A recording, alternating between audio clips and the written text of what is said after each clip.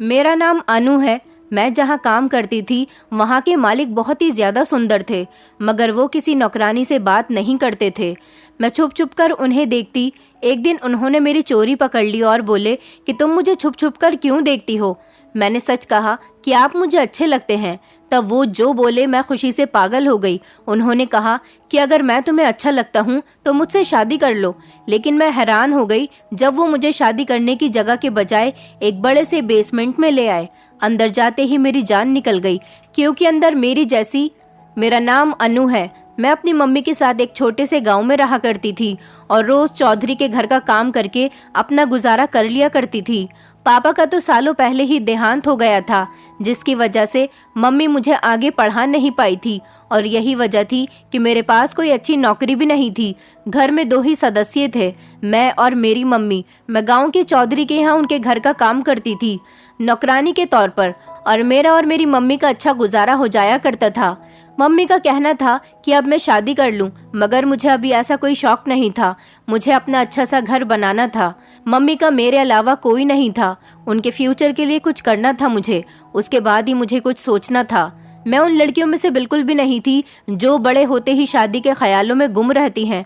मेरा मानना था कि पहले इंसान जिम्मेदारी उठाने के काबिल हो जाए, फिर ही शादी करे। और मुझे लगता था कि अभी मैं जिम्मेदारी उठाने के काबिल नहीं थी, इसलिए मम्मी को हर बार लड़का देखने से रोक देती थी, जिस पर वो थोड़ी देर के लिए नाराज भी हो जाया करती थी, लेकिन बाद में खुद ही समझकर मान भी जाया करती थी। मुझे अपने गांव में काम करते हुए काफी समय हो गया था, मगर मालिक ने कोई मदद नहीं की थी। मेरे पापा भी उनके ही नौकर थे और उनके मरने के बाद उन्होंने मुझे अपने घर नौकरानी के तौर पर रख लिया था।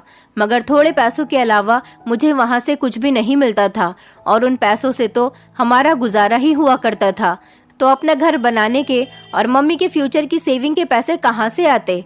कभी कभी मुझे लगता था कि ये मेरा एक सपना ही रह जाएगा कि हमारा एक अच्छा सा घर भी हो और हमारे पास पैसे भी हों। चौधरी के पास बहुत सारे नौकर काम किया करते थे और वो सब तो उसी में खुश थे कि उनको 2 वक्त का खाना मिल रहा है। इससे आगे ना उनकी जरूरत है और ना ही उन्होंने इससे आगे के बारे में कभी सोचा था।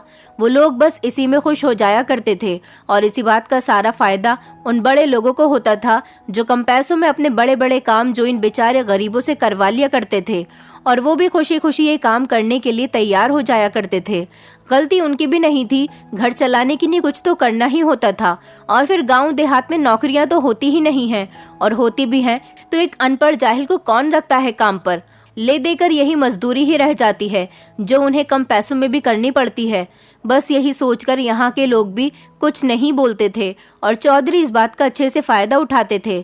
मगर मुझे ये सब अच्छा नहीं लगता था। मेरा दिल करता था मैं यहाँ से कहीं और चली जाऊं। इतने साल मैंने यहाँ नौकरी की थी, मगर बदले में क्या मिला था? एक घर भी नहीं बनाकर दिया था उन लोगों ने। मगर मैं जब भी कहीं जाने की बात करती तो मम्मी फौरन से पहले मुझे मना कर दिया करती थी। उनका कहना था कि वो कम में ही खुश हैं, मगर अपनी बेटी के साथ तो है ना। और हर बार उनकी इसी बात की वजह से अपना फैसला बदल लेती थी। मगर अब जो हुआ था उसके बाद तो मुझे फैसला करने में आसानी हो गई थी। एक दिन अचानक मम्मी की तबीयत खराब हो गई थी।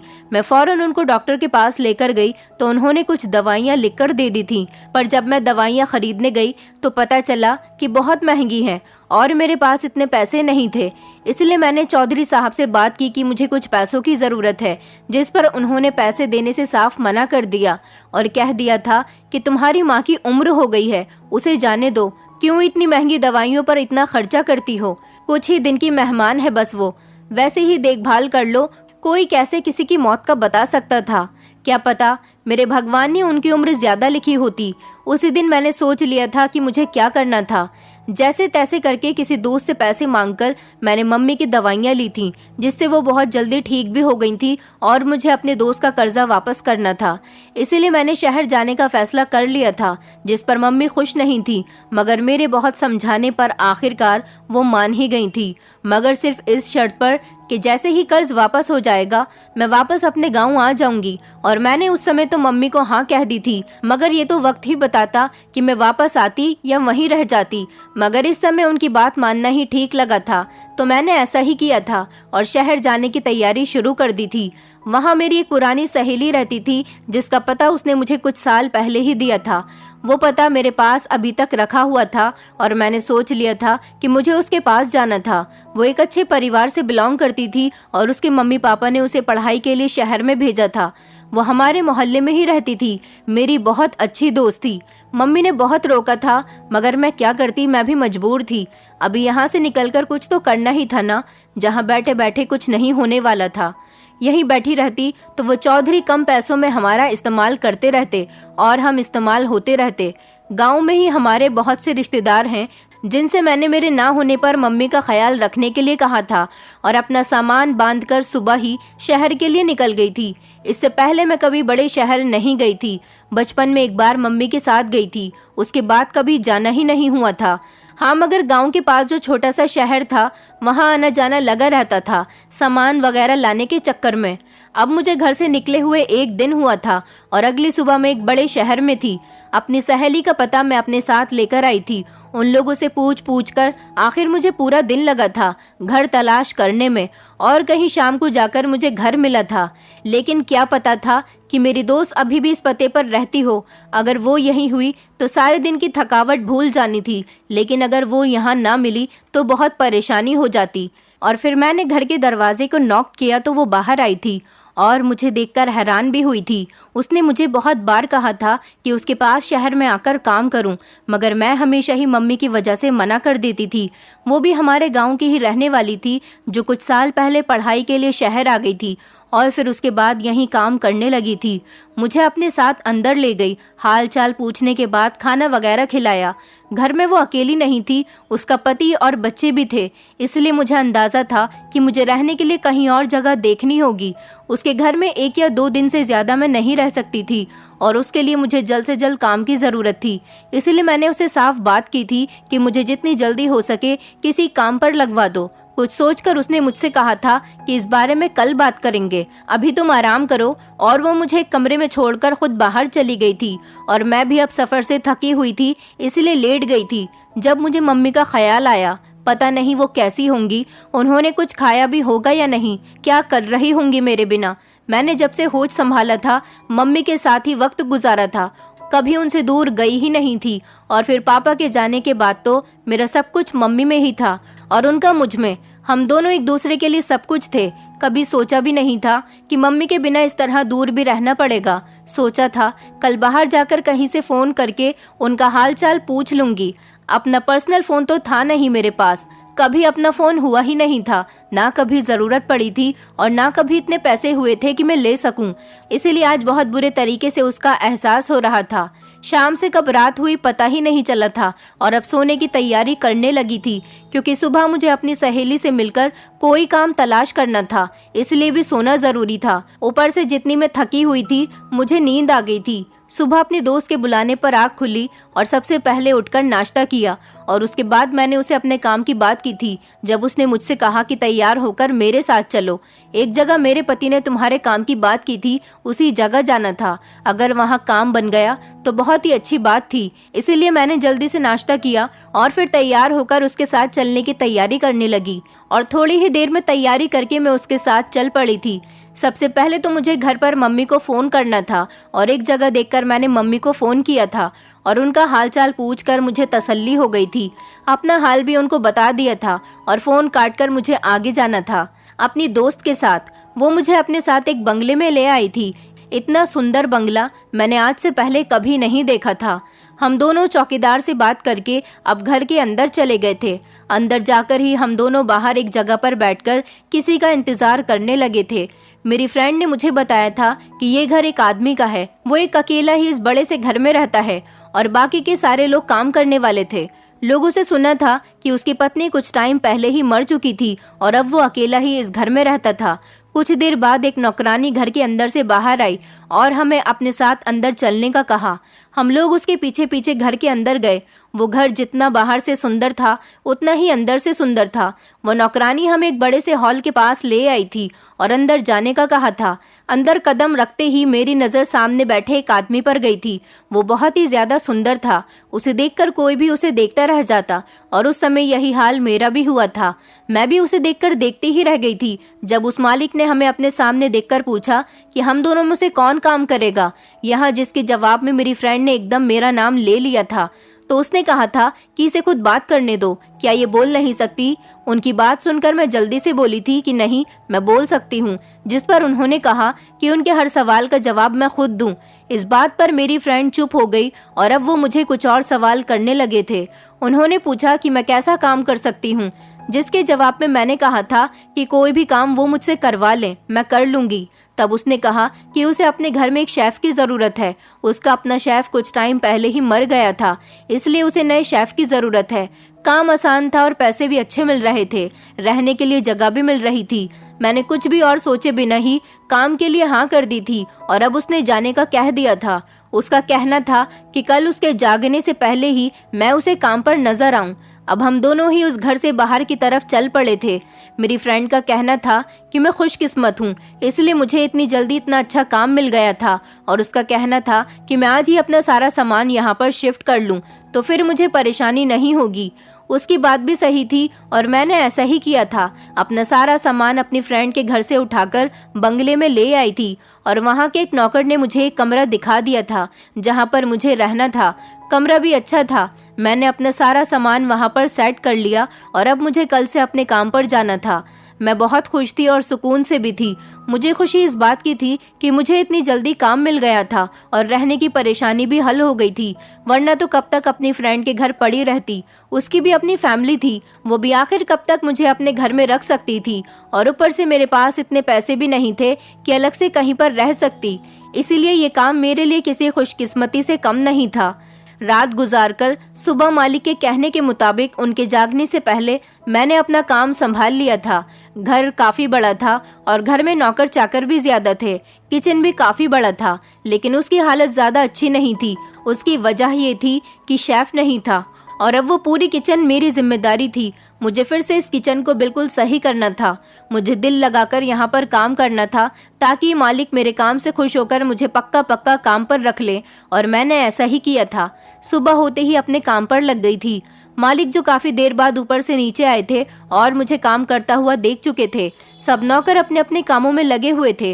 वो सबको एक नज़र देखकर मेरे पास आए थे और बोले थे कि अच्छा किया कि मेरे जागने से पहले यहाँ आ गई।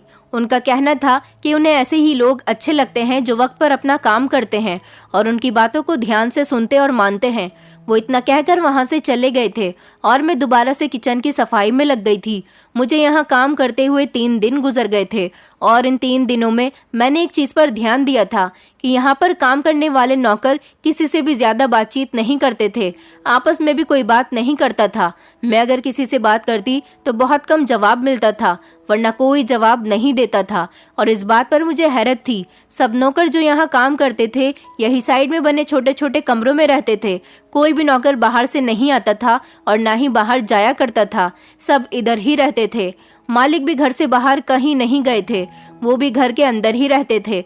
बस सुबह एक बार बाहर का चक्कर लगाते और सब नौकरों को काम करता देखकर वापस चले जाते थे और फिर शाम को कभी कभार आ जाया करते थे। किसी भी नौकर से बहुत ज्यादा बातचीत नहीं करते थे। अब मुझे यहाँ पर काम करते हुए 10 दिन होने वाले थे और इन 10 दिनों में ना तो कोई इस घर में बाहर से आया था और ना ही कोई घर का सदस्य या नौकर बाहर गया था। मालिक बहुत ज्यादा सुंदर थे और ना चाहते हुए भी जब वो मेरे सामने आते तो मैं उन्हें देखने लगती थी और अक्सर उन्हें छुप छुप कर देखने की मेरी आदत सी बनती जा रही थी। वो जब भी शाम को बाहर आकर बैठते तो मैं किचन की खिड़की से छिप छिप कर उन्हें देखती रहती थी। मुझे लगता था कि इस तरह उन्हें देखने से उन्हें पता नहीं चलेगा, मगर शायद मैं गलत थी। उन्हें तो शायद मेरी हर हरकत का पता था। ऐसा नहीं था कि मुझे लड़कों या आदमियों को देखने की आदत थी। मेरी मम्मी ने मेरी परवरिश ऐसी नहीं की थी कि मैं इस तरह चुपके चुपके किसी को देखूं। आज से पहले मैंने कभी भी किसी मर्द को इस तरह नहीं देखा था, मगर पता नहीं मालिक में ऐसी क्या बात थी कि जब भी मुझे नजर आते तो मेरी नजरें उन्हें देखकर वापस पलटना भूल जाया करती थीं और मैं लगातार चुपके चुपके उन्हें देखती रहती थी और इसी सोच में थी कि किसी को भी इस बात का पता नहीं होगा। समय इसी तरह से गुजरता जा रहा था और मुझे दिन ब दिन मालिक और भी ज्यादा अच्छे लगने लगे थे। एक दिन मैं इसी तरह छिपकर मालिक को देख रही थी और वो कुछ देर बाद अपनी जगह से उठकर मेरी तरफ कदम बढ़ाने लगे थे। मुझे लगा कि उनको कोई काम होगा, तभी तो वो इस तरफ आ रहे हैं। मेरे पास आकर उन्होंने मुझसे पूछा कि तुम रोज मुझे चुपके चुपके क्यों देखती हो। उनके सवाल पर मुझे बहुत ज्यादा हैरानी हुई थी और डर भी लगा था कि कहीं वो मुझे काम से ही ना निकाल दें। मुझे अपने आप पर बहुत ज्यादा गुस्सा आ रहा था कि क्या जरूरत थी मुझे ये हरकत करने की। वो क्या सोचेंगे, अब पता नहीं वो मेरे साथ क्या करेंगे। मैंने शर्मिंदगी से सर नीचे झुका लिया था जब उन्होंने दोबारा से पूछा था कि तुम मुझे छुप छुप कर क्यों देखती हो, और अब मेरे पास कोई भी रास्ता नहीं बचा था, इसीलिए मैंने सच बोलना ही बेहतर समझा और बिना सोचे समझे ही कह दिया था कि आप मुझे अच्छे लगते हैं, इसीलिए मैं छिप छिप कर आपको देखती रहती हूँ। ये कहकर मैं चुप हो गई थी और उनके बोलने का इंतजार करने लगी थी। जब वो बोले तो मुझे बहुत ज्यादा हैरत हुई। उनकी बातें सुनकर तो मेरी खुशी का कोई ठिकाना ही नहीं था। मैं तो खुशी से पागल ही हो गई थी जब उन्होंने कहा कि मैं अगर उन्हें अच्छा लगता हूँ तो मुझसे शादी कर लो। पहले तो मुझे लगा कि वो मुझसे कोई मजाक कर रहे हैं, मगर बाद में जब दोबारा उन्होंने यही बात की तो मैंने कुछ भी सोचे बिना ही हाँ कर दी और कहा कि मैं उनसे शादी करने के लिए तैयार हूँ। वो जब कहेंगे मैं उनसे शादी कर लूंगी। और मेरी बात पर वो मुस्कुराकर हाँ में सर हिलाकर वापस अंदर की तरफ चल पड़े थे। और मुझे तो अभी तक इस बात का यकीन ही नहीं हो रहा था कि ऐसा भी हो सकता है। मैंने एक बार भी मम्मी से पूछने की कोशिश नहीं की थी।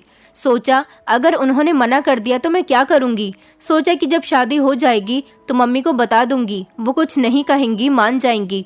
मुझे इस बात का तो पूरा यकीन था और अब मैं सुकून से थी। पूरी रात तो मुझे खुशी से नींद ही नहीं आई थी। अपनी किस्मत पर यकीन नहीं हो रहा था। सब कुछ एक सपना ही तो लग रहा था। कहाँ मैं गरीब सी लड़की थी और कहाँ वो इतने जायदाद के मालिक और एक सुंदर आदमी। उनसे तो कोई भी शादी कर लेता, तो फिर वो मुझसे क्यों शादी कर रहे थे। इस बात को तो मुझे सोचना चाहिए था, मगर मैंने इस बारे में कुछ नहीं सोचा था और अपने आप को हालात के ऊपर छोड़ दिया था। अगले दिन मालिक जब दोबारा नीचे आए तो मेरे पास आए थे और मुझसे शादी के लिए कहा था। मुझसे पूछा था कि क्या मैं उनसे शादी करने के लिए तैयार हूँ, जिसके जवाब में मैंने हाँ कर दी थी और वो मुझे अपने साथ चलने का कहने लगे थे।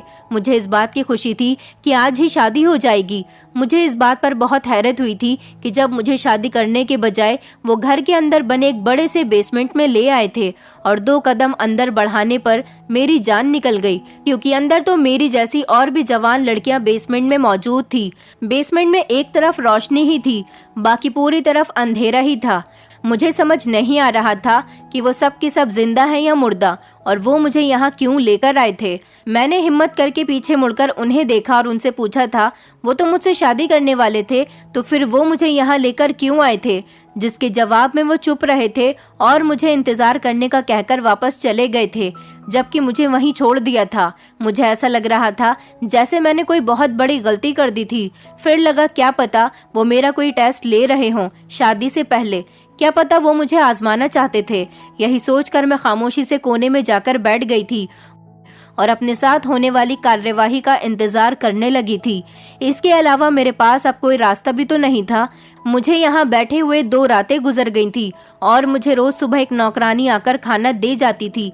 जब एक बार खाना देकर वो जाने लगी तो मैंने उससे पूछा था कि मालिक कहाँ हैं, जिसके जवाब में वो चुप रही और कोई भी जवाब दिए बिना ही वहां से जा चुकी थी। मैं कल से भूखी थी, इसलिए खाने की प्लेट उठाकर जल्दी से खाना खाने बैठ गई थी। जो भी था, अब खाना तो नहीं छोड़ा जा सकता था और वैसे भी खाना ना खाने से कौन सा मसला हल हो जाना था। यही सोचकर खाना तो खा लिया और अब फिर से बैठ गई थी। वहां मौजूद बाकी लड़कियां भी खामोशी से कोने में बैठी थी। वो सभी दुल्हन के कपड़े में थीं, जैसे उनको उनकी शादी से उठाकर लाया गया हो। मुझे अभी उनकी इस बात की कुछ समझ में नहीं आया था। अब तो मुझे इन सभी चीज़ों से डर लगने लगा था। दिल चाहता था कि जल्द से जल्द यहाँ से दूर भाग जाऊं। मुझे कितने दिन यहाँ आए हुए गुजर गए थे, कुछ पता ही नहीं था।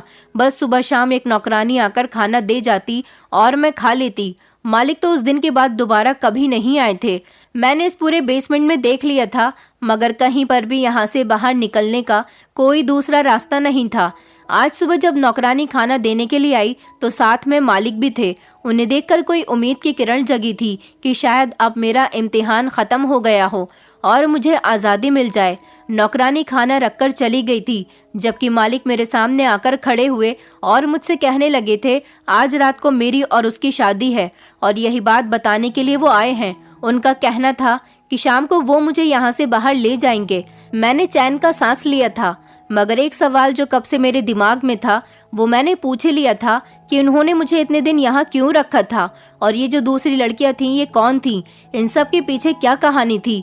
मालिक वापस जाने को पलटे थे, मगर मेरी बात सुनकर रुक गए और मुझे देखने लगे थे। और उसके बाद उन्होंने कहा कि एक लंबी बात है और उनके पास इतना वक्त नहीं है कि वो ये बात बताएं। लेकिन मैंने हिम्मत करके कहा कि मुझे जानना है, अगर वो मुझे सच नहीं बताएंगे तो मैं ये शादी नहीं करूंगी। मेरी बात पर वो मुस्कुराए थे और पास रखी एक कुर्सी पर बैठ गए थे। चलो तो मैं तुम्हें बता देता हूँ, तुम भी क्या याद करोगी।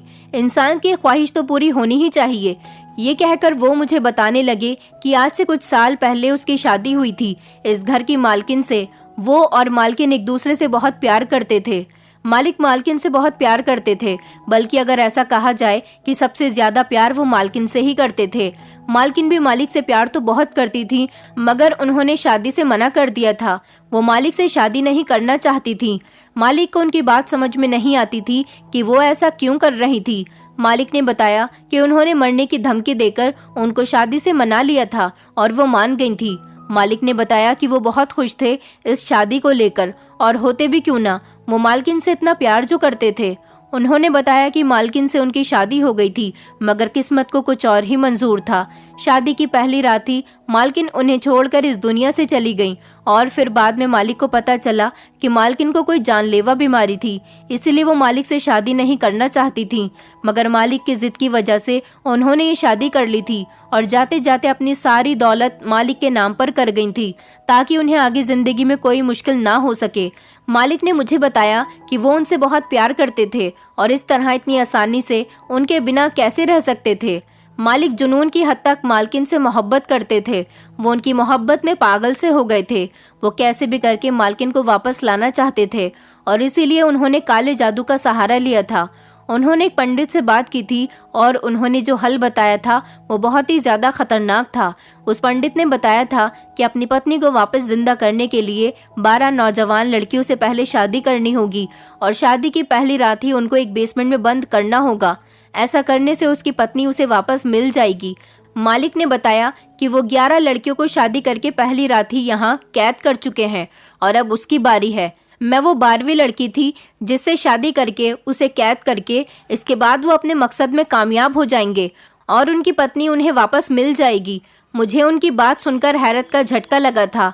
ये आदमी किस किस्म की सोच रखता था और क्या फिजूल की बातें कर रहा था। मुझे तो इसकी दिमागी हालत पर शक हुआ था। सच में एक जुनूनी आदमी था। अब मुझे समझ में आया था कि वो लड़कियां जो दुल्हन के कपड़ों में यहाँ पर थीं वो क्यों थीं, और अब मेरा भी अंजाम यही होना था। मुझे सच में अब डर महसूस होने लगा था और उन्होंने मुझे ये सब इसलिए बताया था क्योंकि मैं वो आखिरी लड़की थी। मुझसे पहले ये राज उन्होंने किसी को भी नहीं बताया था और अब वो मेरे साथ भी यही करने वाले थे जो आज से पहले उन्होंने बाकी सबके साथ किया था। अपने अंजाम से ज्यादा मुझे उस पागल आदमी के अंजाम की फिक्र थी। वो जो कुछ भी कर रहे थे उसका अपना अंजाम भी बहुत बुरा होने वाला था। वो मुझे अपनी सारी बात बताकर अभी तसल्ली और सुकून से बैठे थे और अब उठकर जाने लगे थे और जाते जाते मुझे बोल गए थे कि आज शाम को मैं तैयार रहूं, वो मुझे लेने के लिए आएंगे। उनके चेहरे से ही खुशी का पता चल रहा था और अब वो बाहर की तरफ चले गए थे। मुझे अभी भी उसके कहे गए शब्दों पर हैरत हो रही थी कि कोई इस किस्म की सोच कैसे रख सकता है। आज के दौर में कौन ऐसा सोच सकता है। उसके जाने के बाद मुझे कुछ समझ नहीं आ रहा था कि क्या करूं। मौत तो जैसे सर पर खड़ी थी। मैं उससे भागकर भी कहीं नहीं जा सकती थी। इंतजार था तो बस उस समय का, जब उस बेसमेंट से मुझे बाहर निकाला जाता, उसके बाद ही मैं कुछ कर सकती थी। इंतजार करते करते आखिरकार वो घड़ी आ ही गई थी और वो वक्त भी आ गया था जब मुझे बाहर ले जाया जाता। एक नौकरानी ने आकर बेसमेंट का दरवाजा खोला और मुझे बाहर आने को कहा था। मैं चुपचाप बाहर निकली और आज न जाने कितने दिनों के बाद मैं बाहर की दुनिया को देख रही थी। बाहर आने के बाद उस नौकरानी ने मुझे अपने पीछे आने को कहा था और मैं चुपचाप उनके पीछे चल पड़ी थी। उन्होंने कमरे से बाहर आकर मुझे अंदर जाने का कहा और खुद वापस चली गई। मैं कमरे का दरवाजा खोलकर अंदर गई, जहां मुझे मालिक सामने ही बैठे हुए नजर आए थे। मुझे देखकर वो अपनी जगह से उठकर मेरे पास आए थे और सोफे पर पड़ा एक जोड़ा मेरी तरफ बढ़ाया था। वो शादी का जोड़ा था। उन्होंने मुझसे कहा कि इसे पहनकर तैयार हो जाओ। कुछ ही देर बाद उनकी शादी थी। वो मुस्कुराते हुए मुझे वो कपड़े देते हुए बाहर निकल गए थे। तभी मैंने इधर उधर देखा कि कोई तो रास्ता होगा बाहर जाने का, कोई खिड़की कुछ तो होगा, मगर वहाँ ऐसा कुछ भी नहीं था और दरवाजा भी बाहर से बंद था। अब मेरे पास यहाँ से भागने का कोई रास्ता नहीं था। मैंने वो सूट उठाया, लेकर वॉशरूम में चली गई। कुछ ही देर बाद मैं बाहर आई और शीशे के सामने खड़ी होकर खुद को देखने लगी थी। आज अगर मेरी असली शादी होती तो मेरी माँ कितनी खुश होती मुझे इन कपड़ों में देखकर। उनका कितना अरमान था मुझे ऐसा देखने का, मगर अब शायद वो मुझे कभी नहीं देख सकती। मैंने बेदिली से वो सारी तैयारी की थी। कौन अपनी मौत पर खुशी खुशी तैयार होता है? ऐसा ही कुछ मेरे साथ भी था।